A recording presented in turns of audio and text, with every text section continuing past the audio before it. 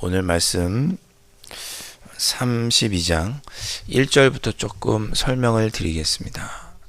32장이 한 가지 내용인데요. 1절부터 보시면 32장 1절에 르우벤 자손, 르우벤 지파와 갓 지파가 지금 모압 땅에서 미디안을 점령하고 모압 땅에서 가나안 땅에 들어가기 직전에 모세에게 부탁을 합니다. 르우벤 자손과 갓 자손이 그 모압 땅을 보니까 1절 끝에 보면 목축할 만한 장소인지라 그랬습니다.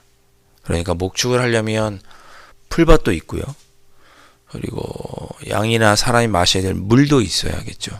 그러니까 그런 면에서 물도 있고 푸른 풀밭도 넓어서 여기서는 우리가 가축을 기르면서 살아가기 좋겠다 이렇게 생각을 한 것입니다. 그래서 르우벤 자손과 갓 자손이 모세에게 찾아와서 부탁을 합니다. 우리는 가축이 많고 가축을 기르면서 생업을 하고 있으니 요단강을 건너서 가나안 땅에 들어가 정착하지 않고 여기 이 모압 땅 쪽에 요단 동편, 요단강을 건너서 서편 가나안 땅을 점령하지 않고 지금 있는 이 자리 모압 동편에 그냥 있겠습니다. 4절에 보면 곧 여호와께서 이스라엘 회중 앞에서 쳐서 멸하신 땅은 목축할 만한 장소요 그랬습니다. 당신의 종들에게는 가축이 있나이다. 4절에 그렇게 이야기하죠. 그러니까 우리가 점령한 이곳 요단 동편 땅이 목축하기에 좋고 우리는 가축이 많으니 우리가 그냥 여기에 머물겠습니다. 요단강을 건너서 가나안 땅을 우리는 차지하지 않겠습니다. 이렇게 말합니다. 그러니까 모세가 6절에서 뭐라고 말하냐면 르우벤과 갓 자손에게 너희 형제들은 이제 가나안 땅에 들어가서 전쟁해서 가나안 땅을 차지하려고 전쟁을 하려고 하는데 너희는 여기 그냥 있겠다는 말이냐?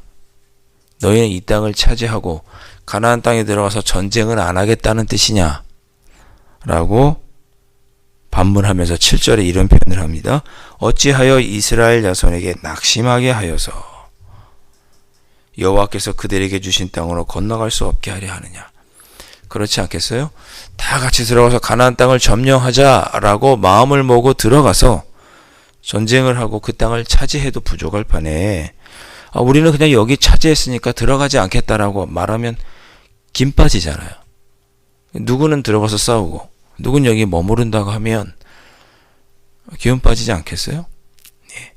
우리 성도님들이 한마음이 돼서 우리 전도합시다 해서 딱 하는데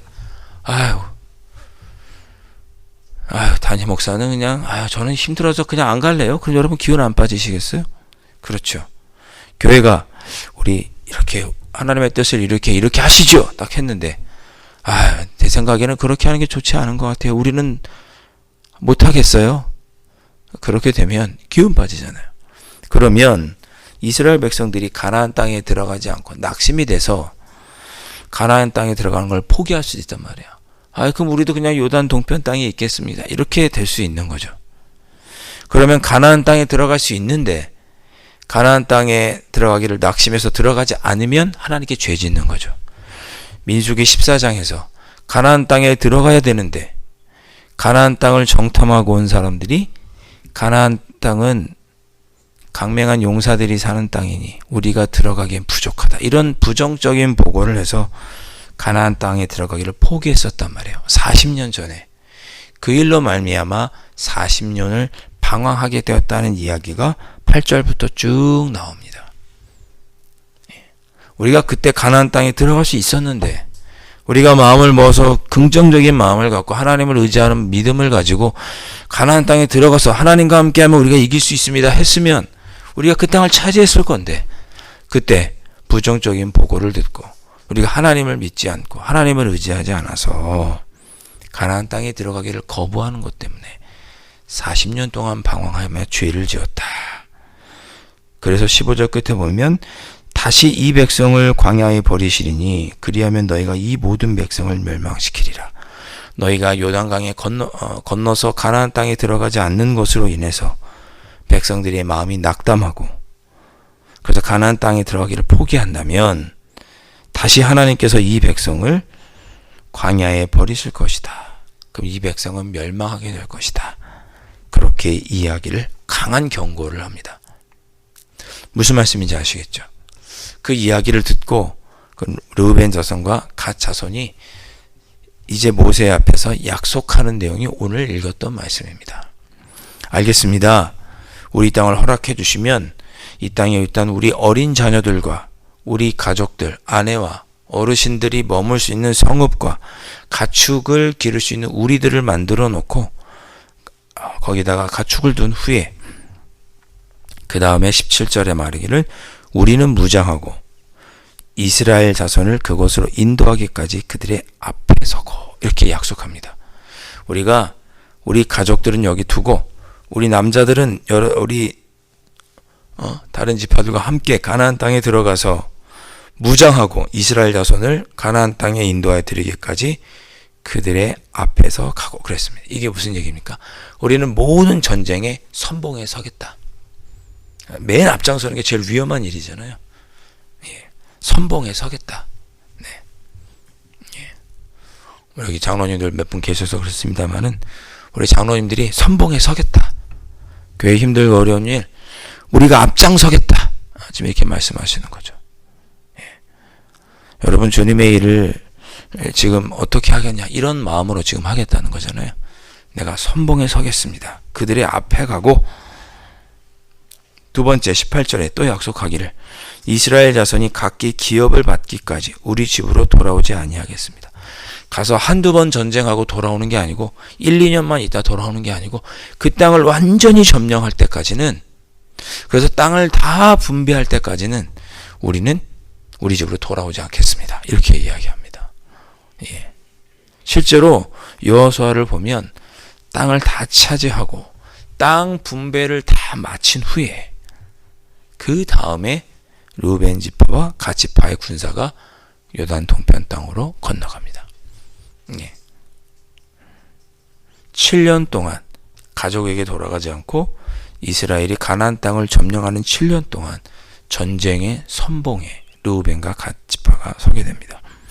그리고 하나 더 약속하죠. 19절에 보면 우리는 요단 이쪽 곧 동쪽에서 기업을 받았사오니 지금 우리가 요청하는 이 땅을 기업을 받았사오니 요단 저쪽 저 서쪽 요단강을 건너서 그쪽에서는 기업을 받지 않겠습니다. 조금 더 땅을 한 뼘이라도 찾지 않겠습니다. 그렇게 약속을 합니다. 네. 아주 강하게 약속하는 거죠. 우리가 이 땅을 요구합니다마는 이 땅을 주시면 우리는 모든 전쟁의 선봉에 서고 그 땅을 차지할 때까지는 돌아오지 않고. 네. 여러분 이것도 대단하죠. 가족들과 떨어져서 7년 동안 전쟁의 선봉에 서겠다고.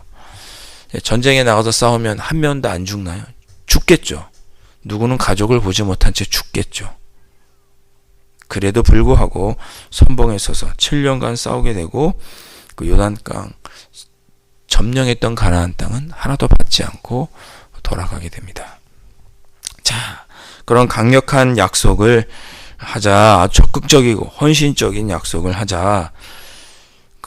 모세가 이것을 받아들입니다. 20절 이하로 쭉 보면 그래 알았다. 너희가 무장하고 하나님 앞에 가서 너희가 싸워라. 법궤보다 먼저 앞에 가서 여호와 앞에 가서 법궤보다 먼저 선봉에 서서 싸우고 21절에 너희가 다 무장하고 원수를 자기 앞에서 쫓아내라. 예. 전쟁에서 항상 선봉에 서서 싸워라. 22절에 너희가 여호와 앞에 복종하기까지 싸우면 이렇게 너희들이 싸우면 이 요단 동편은 너희의 소유가 될 것이다 라고 말하면서 모세가 그 제안을 받아들입니다.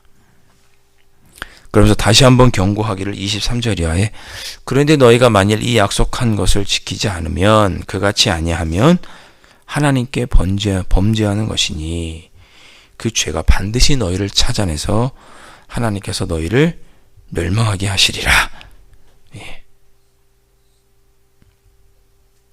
25절 끝에 르우벤 자손과 갓 자손이 우리는 주의 명령대로 행하겠습니다. 27절 끝에 여호와 앞에 다 건너가서 우리는 싸우겠습니다라고 약속을 합니다.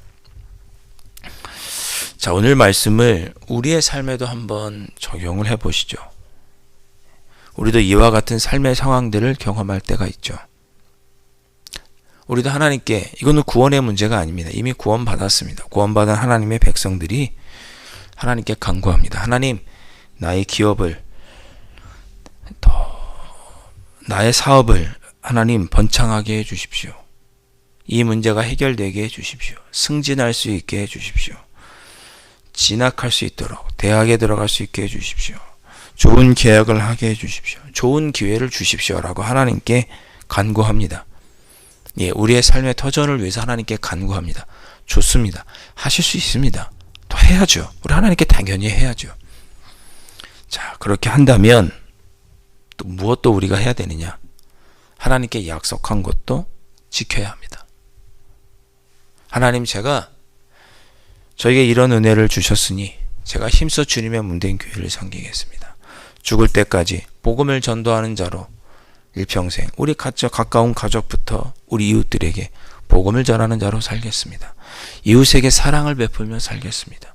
주님의 몸된 교회에서 주심해 주신 달란트로 이 모양 저 모양으로 헌신하며 지내겠습니다. 라고 약속했으면 지켜야죠. 이스라엘 두 지파가 나중에 므낫세의 절반 지파, 은하에서의 절반 지파까지 세 지파가 요단 동편에 머무르게 됩니다. 그들은 약속을 지키죠. 가나안 땅을 점령할 때 선봉에 섭니다. 그리고 그 요단 동편 땅을 차지한 거죠. 우리도 하나님께 약속하고 하나님께 간구할 수 있죠. 마땅히 간구해요. 우리 하나님의 자녀인데 하나님께 간구하며 하나님께 한 약속, 그 서원은 또한 반드시 지켜야죠. 예. 여러분, 하나님은 우리가 기도하고 우리가 아무런 노력과 하나님의 영광을 위해 살지 않아도 무조건 해줘야 되는 그런 분이 아니신 거죠. 예수님도 말씀하셨죠. 먼저 그의 나라와 그의 의를 구하라. 그리하면 이 모든 것을 더하시리라. 하나님께 약속한 그 하나님의 뜻을 이루기 위해 최선을 다해 살다 보면 또 하나님께서 우리에게 간구한 것에 대하여 응답해 주시는 것이죠. 예. 복을 받기 위해서 내가 뭘 해야 한다 이런 뜻이 아니라 우리가 하나님을 존중한다면, 하나님께 믿는다면 하나님께 간구하고 그렇게 마땅히 해야 하고, 그리고 하나님과의 우리가 약속한 것도 하나님에게 신실하게 책임질 것을, 그런 모습으로 살아가는 것이 건강한 신앙생활이라고 오늘 우리 본문이 알려주고 있습니다. 그렇게 하지 않으면 범죄다라고 오늘 여호와 앞에 범죄하는 것이다라고 모세가 강하게 경고합니다. 신앙생활을 우리가 기쁨으로 감사함으로 하고 하나님의 은혜 가운데 하지만, 그러나 우리가 마땅히 하나님의 자녀로서 해야 할 삶의 모습들도 있다는 것. 이거는 구원의 문제가 아니에요. 우리가 이미 하나님의 자녀인 것은 맞습니다. 하나님의 자녀가 되었기 때문에 하나님께 이런 간구도 할 수 있는 거죠. 그러니 여러분의 필요를 위해서 오늘 이 새벽에 간구하시고, 또 그 필요를 하나님께서 응답해 주시고 허락해 주시면 또 내가 내 일평생 이러한 모습으로 살아가겠습니다. 또 다짐하면서도 기도하면서 하나님께 약속하시고 구원의 은혜를 받은 사람으로서 하나님을 기쁘시게 하며 살고, 하나님께 약속한 것은 또 받아내고, 또 약속한 것은 책임있게 다하는 그런 모습으로, 그런 자의 모습으로 살아갈 수 있는 저와 여러분이 되실 수 있기를, 그렇게 기도하실 수 있기를 주님의 이름으로 축원드립니다. 기도하겠습니다.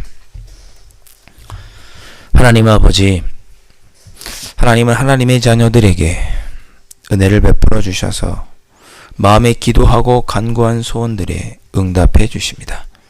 하나님께서 우리에게 그렇게 응답해 주실 것이니, 또 우리는 또한 하나님께 약속하고 서원한 그 모든 것들은 책임있게 감당하고 하나님께 약속한 것은 이루어드리며 신실한 책임있는 신앙인의 모습으로 살아가는 저희들 될 수 있도록 성령 하나님 인도하여 주시옵소서. 귀하신 예수 그리스도의 이름으로 간절히 기도하옵나이다. 아멘. 하늘에 계신 우리 아버지, 아버지의 이름을 거룩하게 하시며 아버지의 나라가 오게 하시며 아버지의 뜻이 하늘에서와 같이 땅에서도 이루어지게 하소서. 오늘 우리에게 일용할 양식을 주시고 우리가 우리에게 잘못한 사람을 용서하여 준 것 같이 우리 죄를 용서하여 주시고 우리를 시험에 빠지지 않게 하시고 악에서 구하소서. 나라와 권능과 영광이 영원히 아버지의 것입니다. 아멘.